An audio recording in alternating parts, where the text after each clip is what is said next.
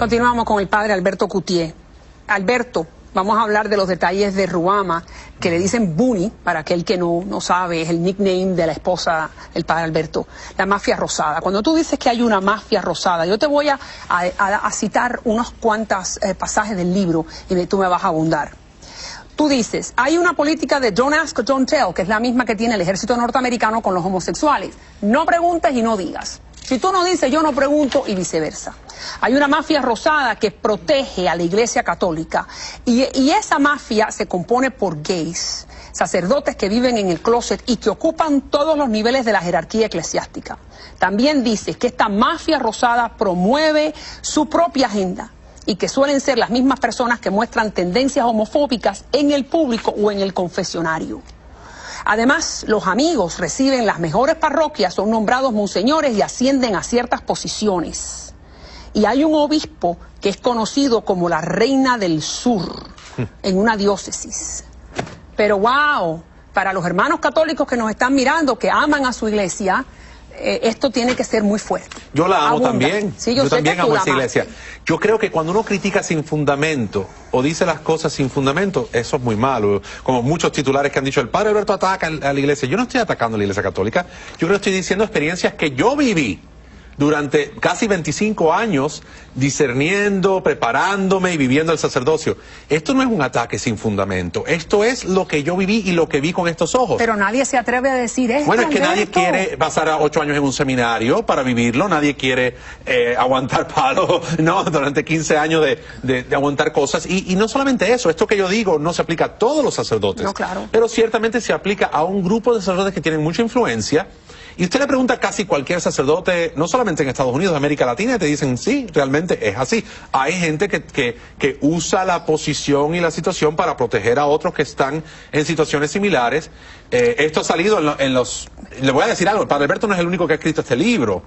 El padre Daniel Cousins, que fue profesor 40 años en Baltimore, escribe. El padre Richard Sipe, monje que ahora es psiquiatra, habla sobre este tema. Pero Cousins dice que el 60% de los sacerdotes católicos en Estados Unidos son homosexuales. El 60% de los católicos, de los sacerdotes católicos en este país son homosexuales. Lo practiquen o no lo practiquen. Ya hay una gran hipocresía. Eso lo dice el padre Daniel Cousins. Sí, en su libro. Y te voy a decir algo, a mí no me molesta, de hecho, que los sacerdotes sean homosexuales. Lo que me molesta es que por un lado digan, no seminaristas homosexuales, como ha dicho el Papa Benedicto, no sacerdotes homosexuales en la iglesia, cuando él muy bien sabe que hasta en los más altos niveles del Vaticano existen sacerdotes homosexuales. Alberto, es que la Iglesia Católica condena el homosexualismo, como también lo condenan otras iglesias, pero hablemos de la católica. Dicen que es intrínsecamente desordenado. Entonces tú no puedes decir, en mi opinión, que un ser humano creado por Dios es intrínsecamente desordenado.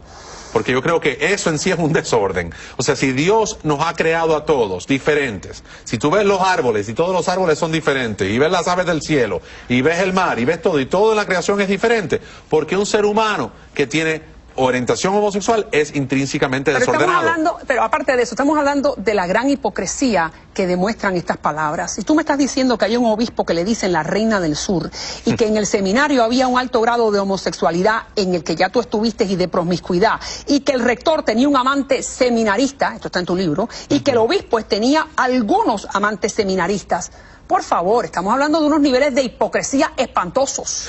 ¿O no? Yo no diría que es espantoso, fíjate, yo diría que es parte de la cultura. O sea, como que se adaptan a esto, y es lo mismo del gobierno norteamericano con el ejército. Don't ask, don't tell. Mientras que no salga y no se diga, no es un escándalo. Déjame darte un ejemplo. Ahí yo digo, en una pizarra bastante fuerte, sale el rector un día y mira la pizarra y ve que un joven que habían votado del seminario por una situación de homosexualismo, le dan un alto cargo en la diplomacia vaticana. Y eventualmente él sigue subiendo. ¿Y cuál fue la reacción del rector? Dice, ¿con qué cardenal se habrá acostado para llegar a esa posición?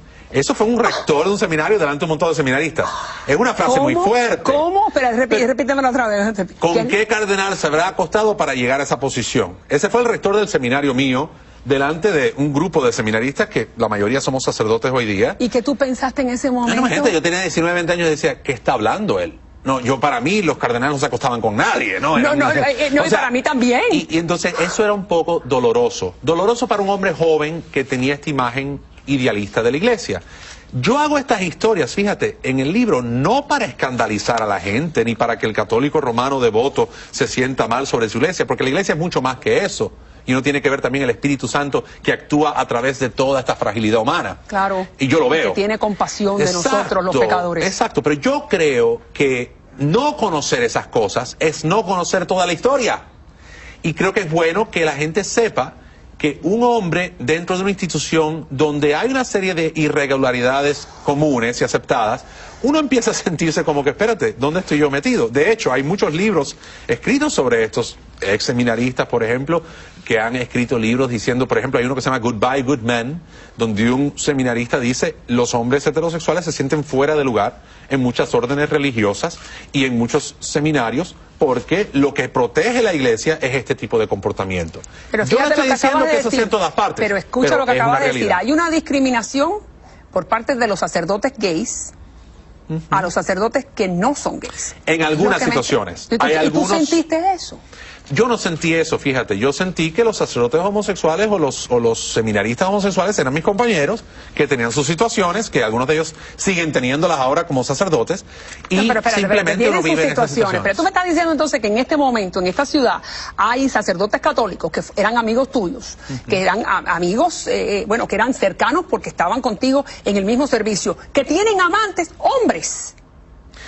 Eso es lo que tú me estás diciendo. Yo no voy a opinar de la vida de más nadie, pero te puedo decir que general, realmente que eso ha existido siempre desde que el mundo es mundo. Que hay sacerdotes heterosexuales que viven el celibato, hay sacerdotes homosexuales que viven el celibato, y hay quienes de ambas orientaciones no viven el celibato, pero siguen siendo líderes. Te voy a dar un ejemplo. El otro día estoy en mi parroquia, la Iglesia de la Resurrección, mi iglesia episcopal, estoy preparándome para una clase de adultos. Viene un sacerdote de Colombia, con su novia de la mano, párroco de una iglesia grande en Bogotá, y me dice, mire padre, yo soy casado civilmente, su obispo no sabe que él es un hombre casado, él sigue siendo sacerdote católico romano en una iglesia prominente en Bogotá, y él es casado. Pero Alberto, lo que me estás diciendo va completamente en contra de los preceptos de la Biblia, donde lo que tiene que haber es transparencia.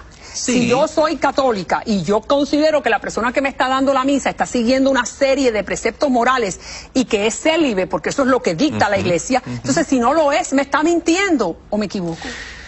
Chico, se está mintiendo él mismo y a Dios. Yo creo que, mira, por ejemplo, en el caso mío la gente dice, no, pero imagínate que tú traicionaste a tus feligreses. Yo decía, ¿sabes? Yo nunca lo vi de esa manera. Yo creo que yo me traiciono a mí mismo cuando tengo que vivir una vida doble. Cuando tú no puedes decir abiertamente, mira, yo estoy enamorado y quiero vivir. Lo único que yo lamento en todo este proceso, realmente, es no haber salido antes, que los paparazzi me vieron aquel día en la playa, a decirle a la gente, ¿saben qué? Yo estoy enamorado de esta mujer, yo ya no pienso que muchas de estas ideas, porque no era solamente el celibato, una serie de ideas. Yo no creo que una pareja que usa la píldora, o se atan los tubos, o hacen una vasectomía, o es divorciada, o están divorciados, que están cometiendo pecado mortal. Yo creo que hay gente que simplemente no cabe en ese cajón, pero siguen yendo ahí a la iglesia y comulgan. Bien. Y yo te digo, está bien que comulguen, pero la iglesia dice que no pueden, porque casi todo el mundo tiene un problema. Si tú usas in vitro para tener hijos, tampoco puedes tener la comunión, condones, porque es... Y vamos a hablar de ese momento de la iglesia, de la playa, que bueno, todos lo vimos, y vamos a ir ahí próximamente, pero háblame un poquito más de cuando estos sacerdotes que tú me estás diciendo que algunos de ellos llevan una vida homosexual, le niegan la solución a los gays, a las lesbianas, que vienen pidiendo algún tipo de sosiego porque se sienten en pecado. Esa es una historia que yo cuento en el libro que fue real. Yo estaba en un confesionario un día y me acuerdo que una joven, creo que de buena intención, vino y me dijo, mire padre, yo estoy luchando con esto, esta es mi situación, esta es mi orientación. Yo no lo podía ver porque está al otro lado de la pantalla, pero me imagino que era una persona bastante joven, y me dice, yo me siento mal porque el padre tal me dijo que yo me voy al infierno, que estoy en pecado mortal, porque estoy muy mal, porque esta situación. La gente siempre dice, te voy a decir su versión, no estoy seguro que el padre le dijo eso, pero el padre más o menos le hizo entender a ella que tenía una situación muy grave y que no podía comulgar. Y cuando me preguntó a mí, y le digo, bueno, ¿y qué pasó? ¿Cómo fue que pasó esto? Porque empezó a llorar y eso. Le digo, pero ¿quién te dijo esto? Se sentía lesbiana. Y sí, de repente me dijo, el padre tal, y me dio el nombre del padre. Y de verdad, yo no le dije nada a ella.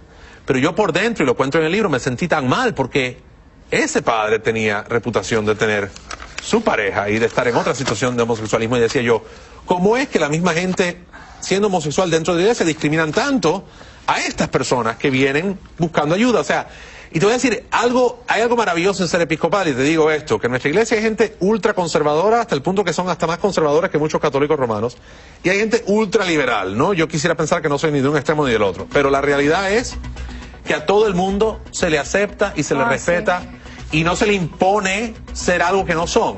Y si hay un sacerdote que es homosexual, se sabe que esta persona por lo menos se compromete o al celibato o a vivir en una pareja decentemente, y no a esta promiscuidad de ir visitando los clubes gays. Porque hay que recordarle a los amigos que nos están mirando que los episcopales, la iglesia a la que pertenece Alberto ahora, permite que haya obispos gays, que haya... bueno, tenemos uno que es abiertamente gay, y digo yo, bueno, ok, tienes uno que es abiertamente gay que lo dice, pero aquí tienes decenas de ellos que lo son, y lo están enclosetados, ¿no? Así que, ¿cuál es la diferencia? Vamos a hablar de los episcopales más adelante, porque yo sé que yo soy episcopal por la mañana y cristiana evangélica por la noche, porque mi hija está en una iglesia episcopal.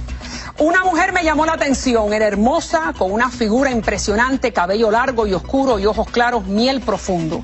Cuando nuestros ojos se encontraron, fue sencillamente magnético. Algo hizo clic. Durante 11 años tú estuviste enamorado de Booney, tu actual esposa. Ahora me vas a contar cómo fue la playa. Ya regreso.